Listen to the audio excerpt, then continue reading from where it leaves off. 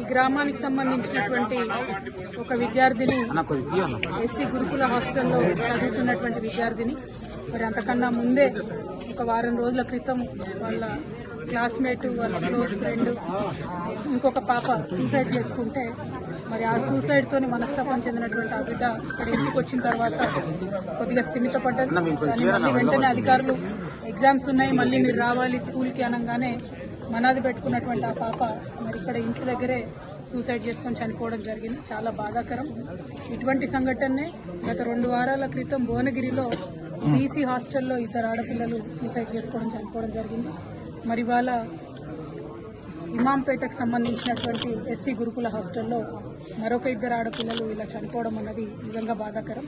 ప్రభుత్వాన్ని చేతులు జోడించి విజ్ఞప్తి చేస్తూ ఉన్నాం, కొంచెం రివ్యూ చేయండి ఏం జరుగుతుంది. 10th క్లాస్ పిల్లలు మరి ముఖ్యంగా ఎగ్జామ్స్ టెన్షన్లో ఉన్నారా, ఎందుకు ఇట్లా జరుగుతుందనే విషయాన్ని దయచేసి ఆలోచన చేయండి. లక్షలాది మంది పిల్లల్ని గురుకులాలు పెట్టి మనం ఇలా గురుకులాల్లోకి తీసుకొచ్చినాం.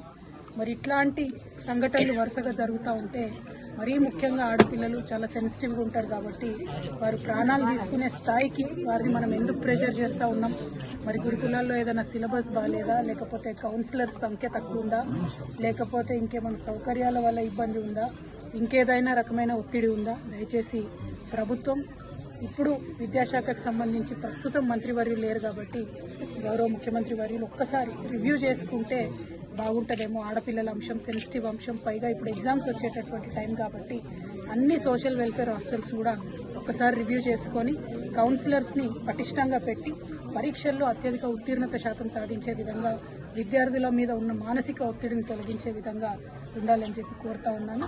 అదేవిధంగా బర్కచర్ల గ్రామస్తులందరికీ కూడా తెలియజేస్తూ ఉన్నాము. మరి ఈ బిడ్డ కుటుంబానికి టీఆర్ఎస్ పార్టీ తరఫున మేమందరం కూడా అండగా నిలబడతాం, వారికి ధైర్యాన్ని ఇస్తాం.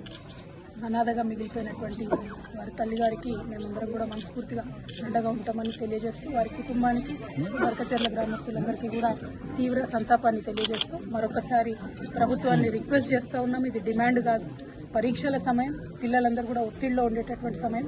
ఆడపిల్లలు మగపిల్లలు అన్ని హాస్టళ్లలో కూడా దయచేసి కౌన్సిలర్స్ సరిగ్గా ఉండే విధంగా గౌరవ ముఖ్యమంత్రి గారు తక్షణమే ఒకసారి రివ్యూ పెట్టవలసిందిగా రిక్వెస్ట్ చేస్తా ఉన్నాం. Thank you.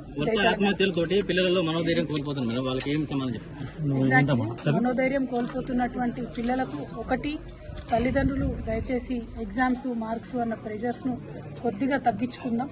రెండవది, ప్రభుత్వం వైపు నుండి ప్రతి హాస్టల్లో కూడా కౌన్సిలర్స్ ఉండేటట్టు, టీచర్లు ఫ్రెండ్లీగా ఉండేటట్టు ఒక్కసారి ప్రభుత్వం నుంచి రివ్యూ చేసుకోగలిగితే సరిపోతుంది. మరీ ముఖ్యంగా పరీక్ష సమయం కాబట్టి టైంకి ఫుడ్ అందుతుందా, క్వాలిటీ ఫుడ్ అందుతుందా, ఇవన్నీ కూడా ముఖ్యమైనటువంటి అంశాలు కాబట్టి మరి ఇప్పుడు విద్యాశాఖకు మంత్రివర్యులు లేరు కాబట్టి డైరెక్ట్గా ముఖ్యమంత్రి గారి కిందనే ఉంది కాబట్టి గౌరవనీయులు రేవంత్ రెడ్డి గారిని మేము ఆడపిల్లల తరఫున చేతులు జోడించి విజ్ఞప్తి చేస్తూ ఉన్నాం.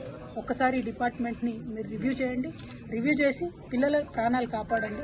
ఎందుకంటే పరీక్షలు తొందరలో వస్తాయి, మార్చి ఏప్రిల్ మే ఇవన్నీ కూడా రకరకాల పరీక్షలు ఉంటాయి కాబట్టి గురుకుల హాస్టల్లో ఉన్నటువంటి పిల్లల మీద ప్రత్యేక శ్రద్ధ పెట్టవలసిందిగా కోరుతాం. కొన్ని అనుమానాలు వ్యక్తం చేశారు మేడం, చనిపోయి 10 రోజులు అవుతుంది, ఇప్పటివరకు కూడా ఏం కంక్లూజన్ తీసుకురాలేదు పోలీసు వాళ్ళు.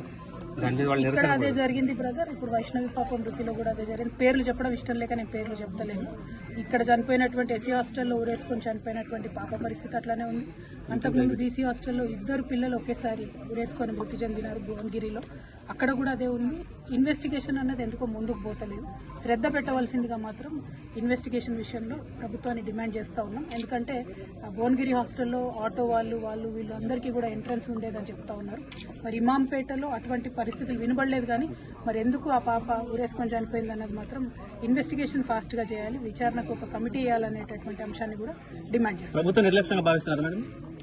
నిర్లక్ష్యం ఉన్నా సరి చేసుకోవాలి బ్రదర్, ఇది పిల్లల విషయం కదా. నేనేమంటున్నా అంటే అవకాశం దొరికిందని ప్రభుత్వం మీద బురద చల్లేటటువంటి అవసరం లేదు. నన్ను మంచిగా స్నానం చేసి ఉండని చెప్పిన, స్నానం చేస్తే మా మీద బాత్రూంలో కూడా బట్టలు వేసుకుంది మేడం నా బిడ్డ. నేను వచ్చే కళ్ళు అంత పని చేసిద్దని నేను అనుకోలేదమ్మా. హాస్టల్ వల్లనే అట్టయిందమ్మా నా బిడ్డకి. ఫోన్ ఉన్నది అన్నా కూడా నేను పంపలేదు, కానీ అప్ అండ్ డౌన్ ఒక 4 రోజులు చేసిన ఎగ్జామ్ అయిపోయిందా కన్నా ఫోన్ అంటే ఫోన్ ఉన్నదమ్మా. హాస్టల్ అంటే పిల్లలందరూ భయపడ్డారు. హాస్టల్లో నా ఒక్క పిల్ల చచ్చిపోయిన పిల్లని కాదు, ఆ హాస్టల్ వల్లనే మొత్తం ఏమవుతుందో ఏమో తెలియదు. కానీ ఇంత కాడికి అవుతాను ఇక్కడ తల్లి దండం పెడతాం, మేము చూడండి అమ్మో. ఇంకే పిల్లలు ఆగదు హాస్టల్లో పోదామని కూడా రెడీ అయింది. హాస్టల్లో పోదాం పిల్ల మనం పోయేద్దాం మమ్మీగా రెడీ అయ్యి ఉండాలి. నేను పనికి పోయి వచ్చినంతే ఇక ఎవరు పెట్టేసుకుంది స్టోర్లో వెనకాల వచ్చి నా బిడ్డ నేనే చూసుకున్నాను, నేను ఇల్లు కన్నాను అంతే. కలిగిన ఒక్కదాన్ని నా ఉన్నొక్క బిడ్డ పోయింది.